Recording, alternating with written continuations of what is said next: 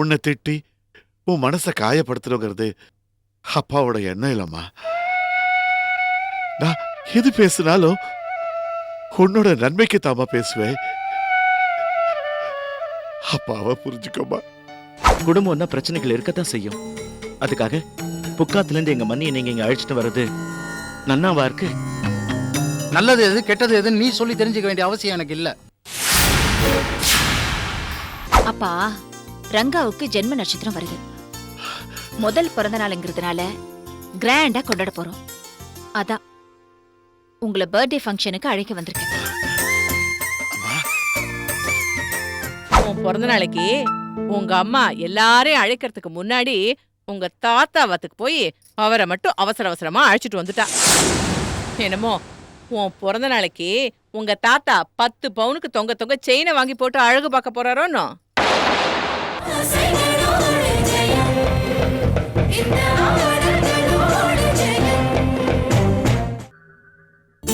அப்பாவை பொறுத்த வரைக்கும் உனக்கு ஒரு நல்ல வாழ்க்கை அமையணும்னு ஆசைப்படுற. உன் மேல ஏதாவது கலங்கம் படிஞ்சு அதனால உன்னோட வாழ்க்கை பாதிச்சிடக்கூடாதுன்னு பயப்படுறார். அவரோட பயம் நியாயமானது தானே. யாரோட வாழ்வும் யாருக்கும் உத்தரவாதம் இல்ல. சஞ்சய் இப்படி அல்பாயுஸ்ல போவாருன்னு நினைச்சு பார்த்தோமா? இருக்கிற வரைக்கும் உறவுகளை நேசிச்சுண்டு சந்தோஷமா இருப்போம். இன்னொரு பிறவியில நாம 4 பேரும் இப்படி இதே வீட்டுல பிறப்போன்னு என்ன நிச்சயம்?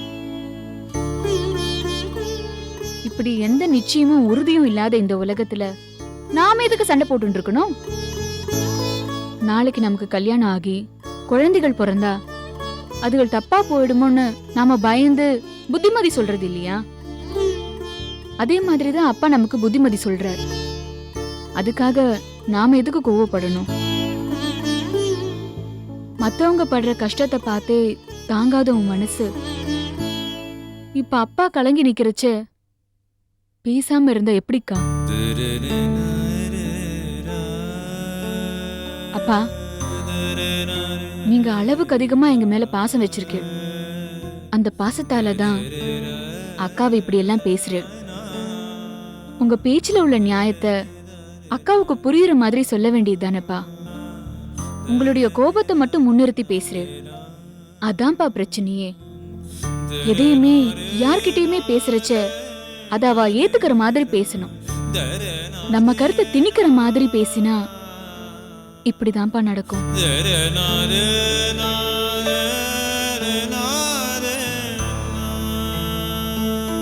அது சரி, உங்க பிரச்சனையில நானும் பட்னி. இன்னைக்காவது சாப்பிட்டு இந்த பட்னி போராட்டத்தை ஒரு முடிவுக்கு கொண்டு வரலான்னா 2 பேரும் சாப்பிட மாட்டேன்னுட்டு. நீங்க 2 பேரும் சாப்பிடலன்னா நேக்கும் சாப்பாடு வேண்டாம். அம்மாடி, நீ பசி தாங்க மாட்டியம்மா? புரியறது இல்ல? அப்போ நீங்க சாப்பிடுங்க, நானும் சாப்பிடுறேன். சரிம்மா. அப்பா, ஒரு வழியா உங்க பேச்சு ஒரு முடிவுக்கு வந்தது. சரி சரி, என்னுடைய ஷேரை கூட. இந்தாங்க, உள்ள போய் 2 பேரும் நன்னா கொட்டிக்கோங்க. வைசு, வா சாப்பிடலாம். நான் வரல, நீங்க போய் கொட்டிக்கோங்க. உனக்கு கொடுத்து வச்சது அவ்வளவுதான். அப்பா, இந்தாங்க, போய் உங்க செல்ல பொண்ணுக்கு ஊட்டி விடுங்க. போங்கப்பா.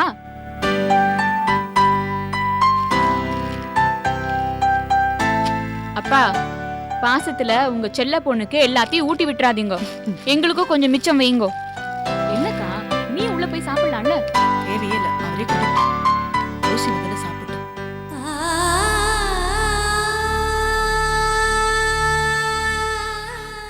கௌசி, ஒரு வா சாப்பிடலாம். ஏ செல்ல இல்ல, எல்லாத்தையும் மறந்துட்டேன். சாப்பிடலாம்.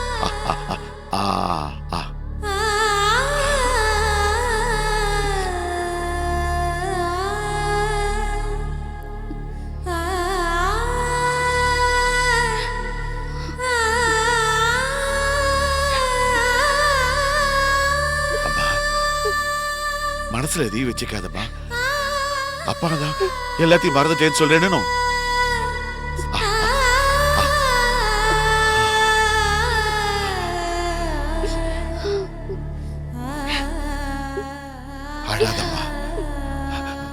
அழாதம்மா. சாப்பிடுமா.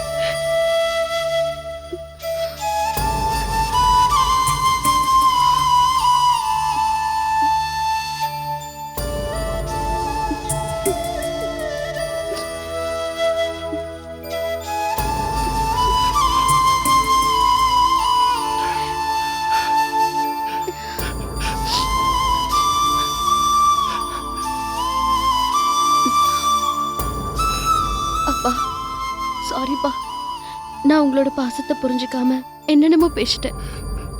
என்ன மன்னிச்சிருங்கப்பா. கௌசல்யா, உன்னை திட்டி உன் மனசை காயப்படுத்தணுங்கிறது அப்பாவோட எண்ணம் இல்லம்மா. நான் எது பேசினாலும் உன்னோட நன்மைக்கு தாமா பேசுவேன். அப்பாவை புரிஞ்சுக்கோமா. ஐயோ அப்பா, போரும்பா. அக்காவுக்கு ஊட்டுங்க, நேக்கோ பசி தாங்க மாட்டேங்கிறது. அக்கா நோக்கம் பசிக்கிறது இல்ல. அப்பா பாருங்கப்பா, அக்காவுக்கும் பசிக்கிறதா. நான் எப்படி சொன்னேன்? நான் சொல்ல. நீ பசிச்சே சாப்பிட மாட்டியா? சித்தி சும்மா இரு. சீதா, மறந்தே போயிட்டேன். அத்திம்பேர் அவ்வளவு பெரிய கேரியர் உள்ள எடுத்துட்டு போனாரு. அவர் மட்டுமே எல்லாத்தையும் சாப்பிட போறாரு. வா வா வா.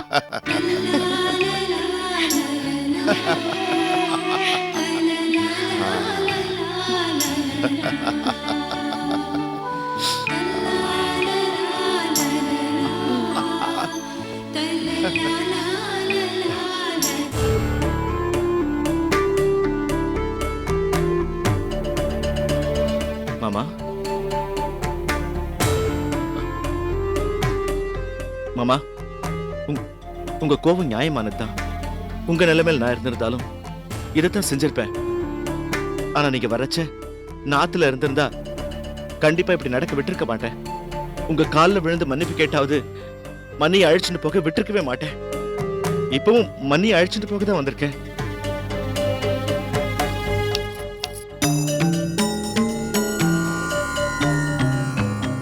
இப்போ எதுக்கு இங்க வந்த?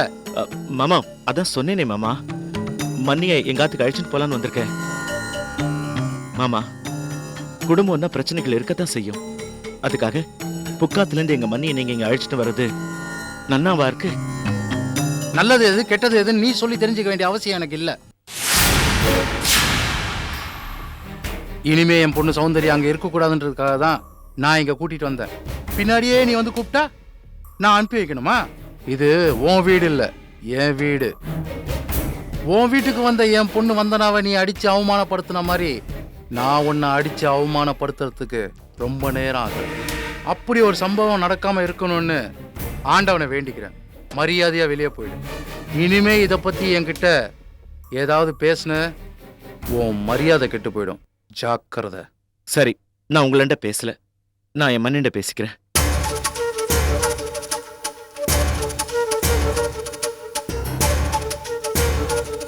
மன்னி, நான் உங்களை என்னைக்குமே என் மண்ணியா நினைச்சதில்ல, அம்மாவா தான் நினைச்சிருக்கேன்.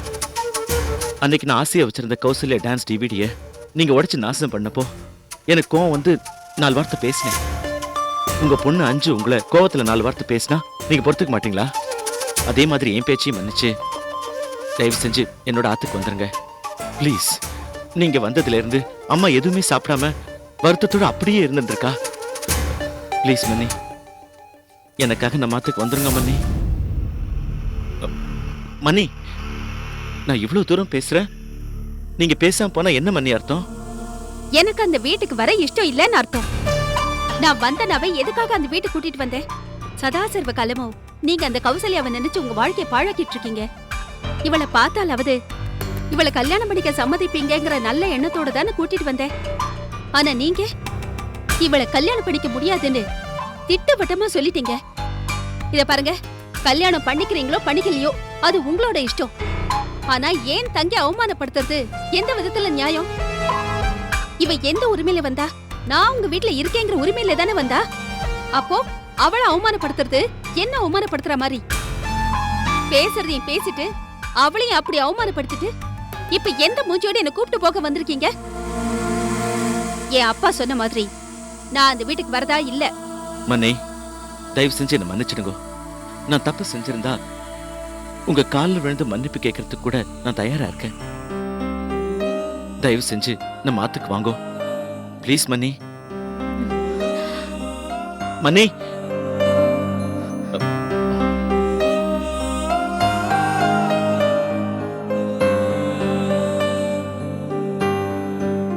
மாமா, என் பொண்ணு தான் அவன் முடிவை தெளிவா சொல்லிட்டா இல்ல, அப்புறமும் ஏன் இங்க நிக்கிறீங்க? ம், போங்க போங்க,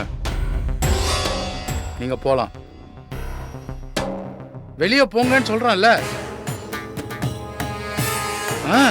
அப்புறம் ஒரு விஷயம் எனக்கு புரியல. எந்த முகத்தை வச்சுக்கிட்டு நீ என் வீட்டுக்கு வந்தேன்னு எனக்கு புரியல. உன் அண்ணன் என் பொண்ணை தொட்டு தாலி கட்டியிருக்கான், அவன் வரலாம். ஆனா நீ எந்த முகத்தோட இங்க வந்த? நான் உன் கழுத்துல கைய வச்சு வெளியே போன்னு சொல்றதுக்கு முன்னாடி தயவு செஞ்சு நீயே போயிடு. போ, வெளியில போ.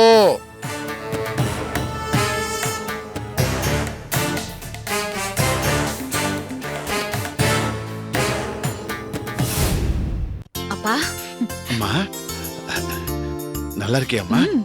ஆத்துல எல்லாரும் எப்படி இருக்கா? அம்மா, என் பேர ரங்கா எங்கம்மா?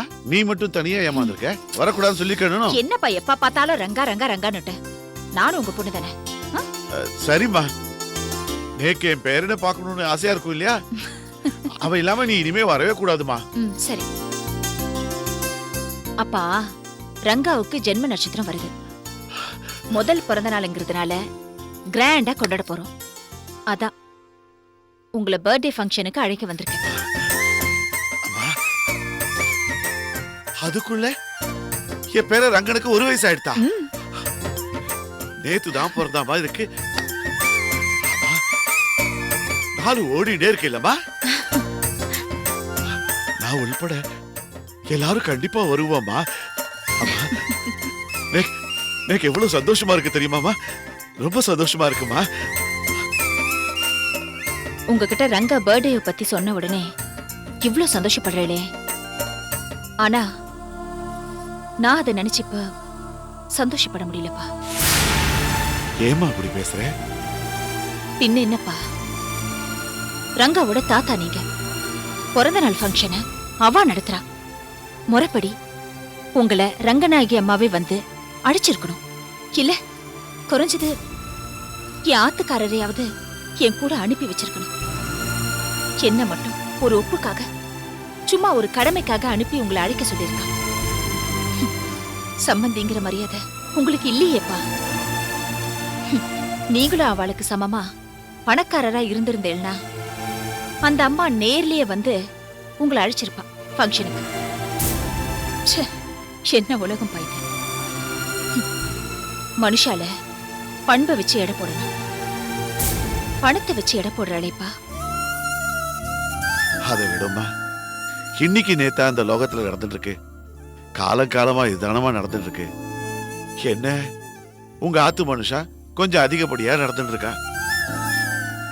நேக்கு தேவை மரியாதை எல்லாம் இல்லம்மா, என் பொண்ணோட வாழ்க்கை சந்தோஷமா இருக்கணுங்கிறதம்மா. என்ன பத்து, எப்போ வந்த? இதோ இப்பதான் வந்தேன். அத்திம்பே, ஆபீஸ் நிலவரெல்லாம் எப்படி இருக்கு?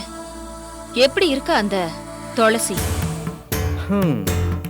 என்னன்னு சொல்றது, அந்த துளசி ஆபீஸ்ல வச்சு வாமிட் பண்ண உடனே அந்த ஸ்ரீவத்சன் ஹாஸ்பிட்டலுக்கு அழைச்சிட்டு போய் ட்ரீட்மெண்ட் ஏற்பாடு பண்ணது ஒரே பரபரப்பு தான் போ. அது மட்டுமா, வாமிட் பண்ண உடனே ஆபீஸ்ல உள்ள ஸ்டாஃப்ஸ் எல்லாரும் அவளை அப்படி இப்படின்னு பேசுனதுக்கு அப்புறம் கூட அவன் மறுநாளே ஆபீஸ்க்கு வந்துட்டா. மறுநாளே மூஞ்சி முன்னாடி பேசின உடனே அவ கோவமா எந்திரிச்சு வீட்டுக்கு போனதுக்கு அப்புறம் வாத்துக்காரரு பின்னாடி அவ வீட்டுக்கு போறாரு. ஆபீஸ் அது என்னென்னமோ நடக்குது. உன் புத்தியை காட்டி நன்னா இருக்க குடும்பத்தை பிரிச்சிடாதரா. பத்மாவும் மாப்பிளையும் சந்தோஷமா சேமமா இருக்கணும்டா. மாமா, நீங்க நினைக்கிறது தப்பு.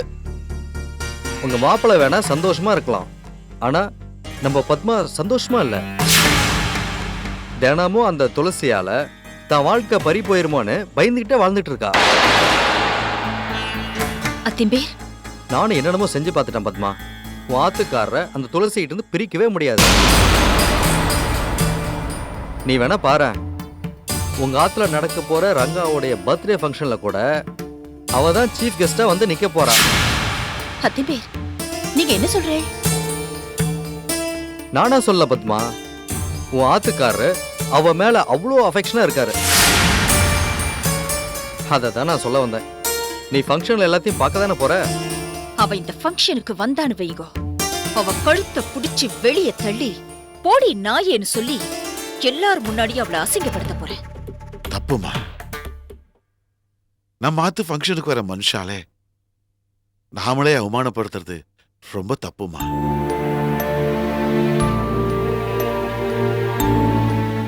அது பாவம்மா, பெரிய பாவம் அது. வாம்மா.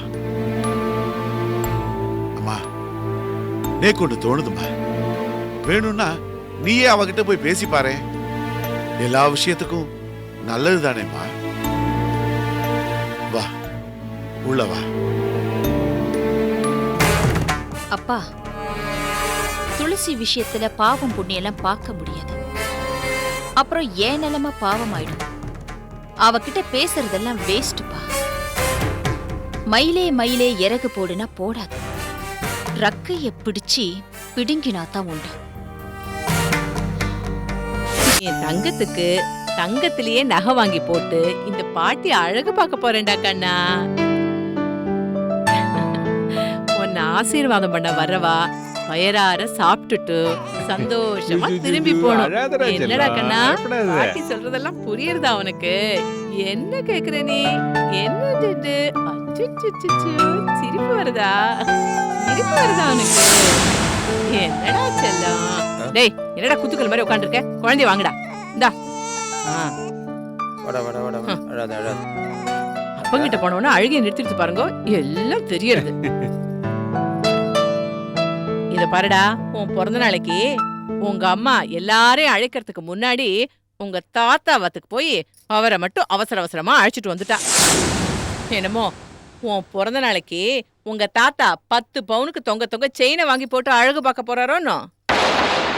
இந்த பாருடா, உன்னை ஆசீர்வாதம் பண்ணிட்டு குடும்பத்தோட 2 வேளை நன்னா சாப்பிட்டுட்டு 21 ரூபாவை மொய்யா வச்சுட்டு போறார். இதுக்குதான் இவ்வளவு அவசரமா போய் அழைச்சிட்டு வந்திருக்கா. நான் இல்லாதாத்து மனுஷனு தெரிஞ்சுதானே பொண்ணு எடுத்தேன். இப்படி ஒவ்வொரு ஃபங்க்ஷனுக்கும் என் தோப்பனரை பத்தி ஏன் குத்தி காட்டுறேள்?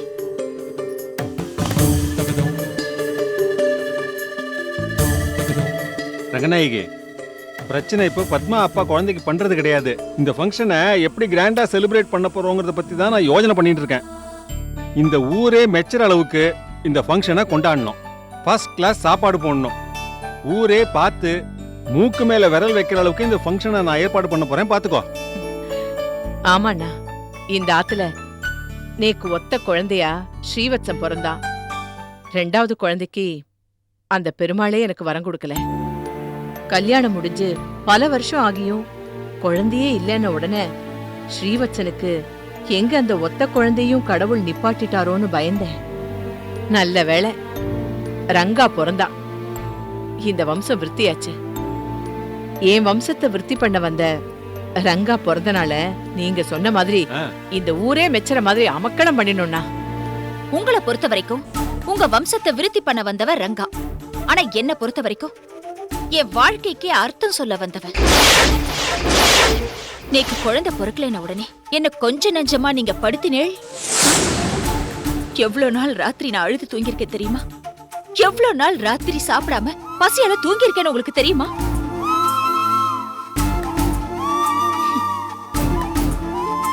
என் கவலைக்கு மருந்தா என் குழந்தை ரங்கா வந்து பிறந்தா.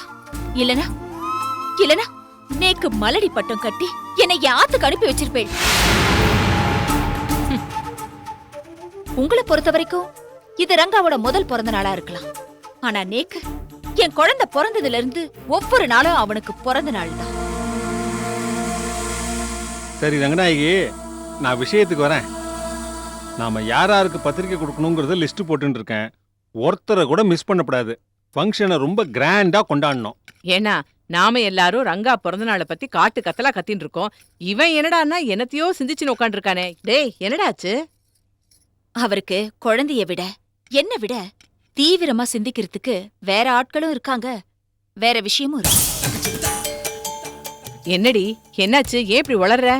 பின்ன என்ன, நாம எல்லாரும் இங்க ரங்காவோட பர்த்டேவை பத்தி பேசிட்டு இருக்கோம். ஆனா இவரோட யோசனை இங்க இல்லனா என்ன அர்த்தம்? துளசியை பத்தி யோசனை பண்ணிட்டு இருக்காரு, இதான் அர்த்தம். துளசி வாந்தி எடுத்துட்டாலே இப்போ அவ உடம்பு எப்படி இருக்கும்? சாப்பிட்டு இருப்பாளா, இல்ல சாப்பிட்டதுக்கு அப்புறம் மறுபடியும் வாந்தி எடுத்திருப்பாளா? நாளைக்கு ஆபீஸ்க்கு வருவாளா? ஆபீஸ்க்கு வந்தா என்ன கலர்ல சேலை கட்டிண்டு வருவா? மயில் கழுத்து கலர்ல சாரி கட்டிண்டு வந்தா ஒயிலாட்டம் இருப்பாளே. இப்படித்தான் சதா சர்வ காலமும் அந்த துளசி பத்தியே யோசனை பண்ணிட்டு இருப்பேன். எல்லா விஷயத்திலுமே நானும் ரங்காவும் அவருக்கு செகண்டரி தானே. ஃபர்ஸ்ட் ப்ரிஃபரன்ஸ் எப்பவுமே அந்த துளசிக்கு தானே. இப்ப கூட இவர் என்ன யோசனை பண்ணிட்டு இருக்காருன்னு நான் சொல்லட்டுமா? ரங்கா பர்த்டே ஃபங்க்ஷன் வருதே, அந்த ஃபங்க்ஷனுக்கு துளசி வருவாளே, அவளுக்கு என்ன கலர் சேலை வாங்கி கொடுக்கலாம், கொடுத்து அசத்தலாம், இதுதான் யோசனை பண்ணிட்டு இருப்பார். இல்லனா ஒரு 5 நிமிஷம் நான் யோசனை பண்ணதுக்கே நீ இவ்வளவு அர்த்தம் கண்டுபிடிச்சு பேசுற. எந்த பிரச்சனையை பத்தி இந்த ஆத்துல யார் பேச்ச ஆரம்பிச்சாலும் சுத்தி வளைச்சி நீ துளசிக்கிட்டு தான் வந்து நிப்ப. நீ தான் துளசியை பத்தி சதா சர்வகாலம் நினைச்சுட்டு இருக்க. நேக்கு அவன் நினைப்பே இல்லை. நாளைக்கு ஷிப்மெண்ட் இருக்கு, அதான் அந்த கிளியரன்ஸை பத்தி யோசிச்சுட்டு இருந்த, அவ்வளவுதான். வீணா நீயே ஒரு கதை கட்டாத. சும்மா உளராதீங்க. உங்களுக்கும் துளசிக்கும் இருக்கிற உறவை பத்தி நேக்கு நன்னா தெரியும். உங்க அம்மா தான் என் புள்ளையா, ஐயோ என் புள்ள தப்பே பண்ண மாட்டான்னு சொல்லிட்டு இருக்கா. கத்திரிக்காய் முத்துனா கடை தெருவுக்கு வந்துதானே ஆகணும்.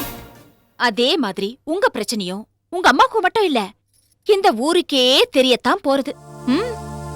ஏய், நோக்கு மனநோயடி. சதா சர்வகாலமும் அந்த துளசியை பத்தி நினைச்சுண்டே இருக்க, நோய் முத்திடுத்து. அதுக்கு நான் என்ன பண்றது? வீட்டுல பெரியவங்க இருக்காங்கடி, அம்மா அப்பா மாமான்னு. அவங்களாவே பேசி ரங்காவுடைய பிறந்த நாளை எப்படி கொண்டாடினாலும் இன்னைக்கு சந்தோஷம்தான். என்னை விட குறைவாவா அவங்க ரங்கா மேல பாசம் வச்சிருக்காங்க. அவங்களுக்கு தெரியுண்டி இந்த ஃபங்க்ஷனை எப்படி நடத்தணும்னு. அதுவும் குறிப்பா அம்மா பேசுறச்சே நான் குறுக்க பூந்து என் கருத்தை சொன்னதே இல்லை. இந்த வீட்டை பொறுத்த வரைக்கும் அம்மா தாண்டி எல்லாமே.